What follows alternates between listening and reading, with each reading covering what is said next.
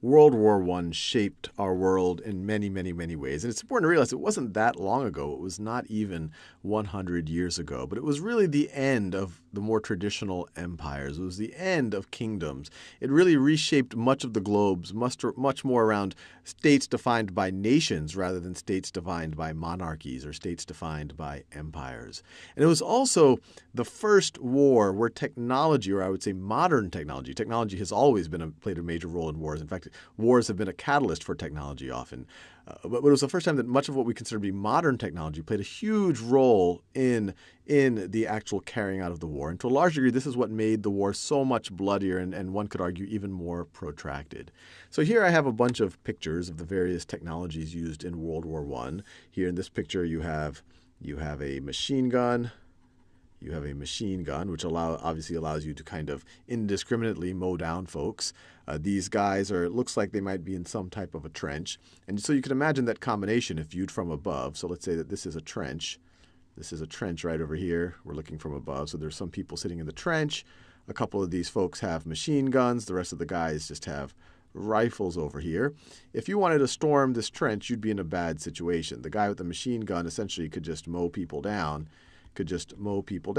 They also tended to use barbed wire. Barbed wire wasn't invented in World War I. It was invented many decades before in the 1800s, but that would make it very hard for someone to cross this period or they would get stuck in it, at which point these guys in the trench could shoot them down. It would be very hard to shoot the guys in the trench. So it also, other than making it very deadly, it gave all the advantages to the defense. So anytime someone wanted to gain ground, especially in one of the fronts where trench warfare was being used, it was a hugely, hugely, hugely bloody affair. The other technology that became into mainstream use in World War I was the use of gas, and in particular poison gas. Poison gas.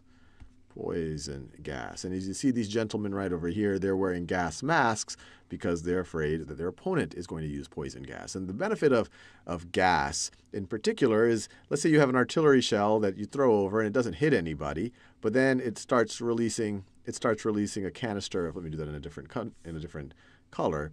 It starts releasing a canister of gas, so the gas I've drawn in this purplish color. And so it doesn't have to be a direct hit. It can just linger there and infect that trench and affect everyone there. And gas warfare was actually, the Germans weren't the first to use just gas warfare, but they were the first to use very lethal, what we would call poison gas. And in particular, in 1915, they used chlorine gas. So let me write that down. Chlorine gas, which immediately attacks the respiratory system of the person who inhales it, and they essentially choke to death within seconds or minutes.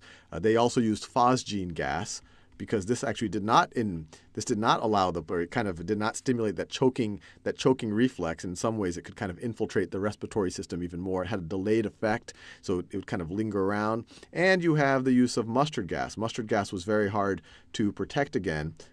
It wouldn't kind of immediately have you choke to death like chlorine gas. It would be severe blistering. It would essentially take you out of the battle. It was very hard to protect against, and it would also linger around in the trench. So it made the trench a very kind of like toxic environment to work in. So these are very, very, very ugly weapons. I mean, war itself is ugly. Weapons themselves are ugly. I mean, the machine gun is not a pleasant weapon. It can mow people down.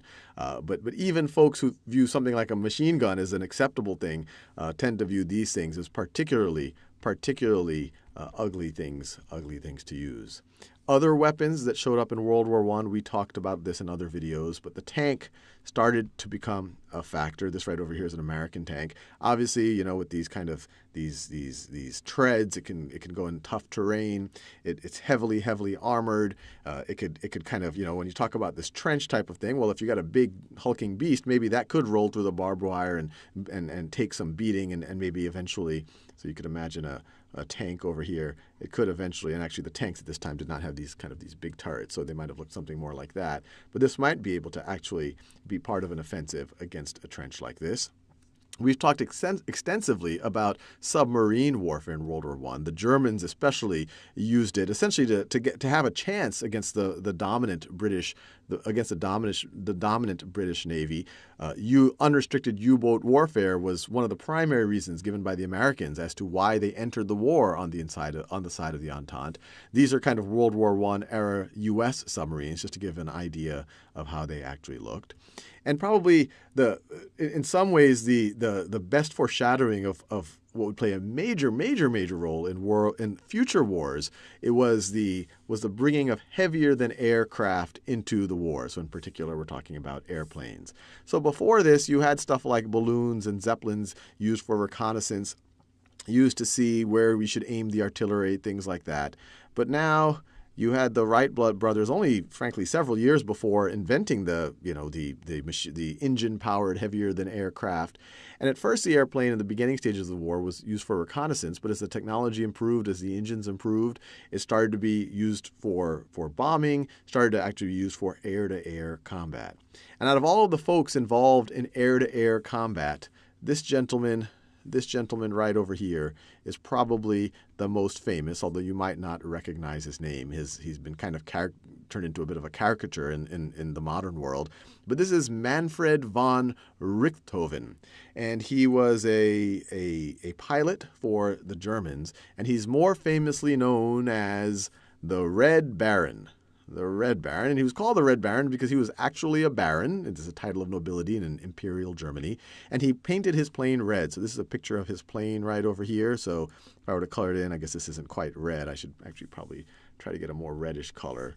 So maybe this is more of a red. So the color, this is obviously a black and white photograph, but maybe if I color it in for you, you'll get more of the feeling of what his plane might have looked like. And it was a triplane. It had these 3 wings right over here, or 3 levels of wings. So whatever. His plane was red. That's why he was called the Red Baron.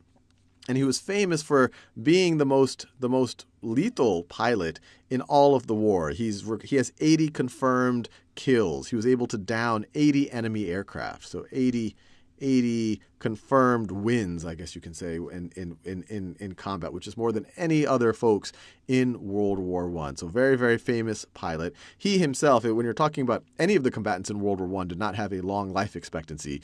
The pilots especially, this was a dangerous game. And he also, despite being the top pilot, the top ace in amongst all the pilots in World War I, he also ended up getting shot in the air in 1918. He literally got shot through the lungs and the heart. He somehow managed to land his plane, and when the people ran up to him, the accounts say that his famous last words as he died, right when they ran up to him, was "kaput." So, interesting. And on top of that, he's now been kind of turned to a bit of a caricature. I mean, us in the West, in the U.S., we recognize the brand Red Baron Pizza. It is named for the Red Baron, for Manfred von Richthofen. Kind of a strange name, I think, for a pizza company. I mean, he's not even Italian, but that's, I guess, what we know him for. But you see, this guy right over here looks a lot more like Tom Selleck than look like the real Manfred von Richthofen.